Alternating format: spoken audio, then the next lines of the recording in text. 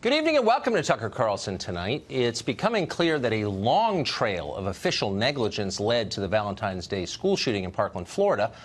School officials failed, so did the FBI, but Broward County Sheriff Scott Israel has a distinguished record of exceptional ineptitude and arrogance.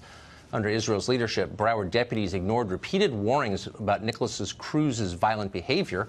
The department received at least 23 calls about Cruz or his family. In one call last November, a tipster specifically warned that Nicholas Cruz was, quote, a school shooter in the making, which of course turned out to be sadly true. Sheriff Israel did nothing. Under Israel's leadership, the department entered an agreement to drastically reduce student arrests. The goal was to eliminate the so-called school-to-prison pipeline, which at the time was a top priority of President Obama and Attorney General Eric Holder. The effect was a disaster. Cruz might have been arrested and convicted of a crime. Were it not for that policy, he would never have been able to buy a gun. Once the Parkland shooting began, Israel's deputies refused their most basic duties. Deputy Scott Peterson, whose only job was to protect students at the school, hid while Cruz murdered 17 people. When 3 more Broward deputies arrived, they too took shelter behind their cars rather than try and enter the school and save the lives of children. Scott Israel is the man in charge of all of this, and of course he's responsible for it.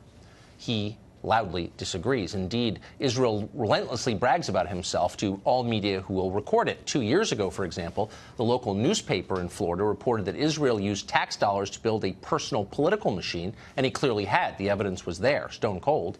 Confronted with it, Israel said this, quote, "What have I done differently than Don Shula or Abraham Lincoln or Martin Luther King or Gandhi?"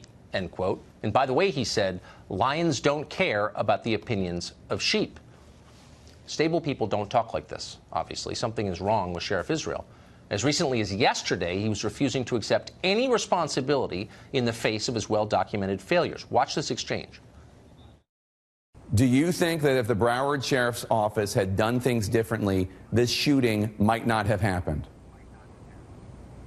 Listen, if ifs and buts were candy and nuts, O.J. Simpson would still be in the record books. I don't know what that means. There's 17 dead people, and there's a whole long list of things your department could have done differently. Remarkably, it got weirder and worse from there. Watch.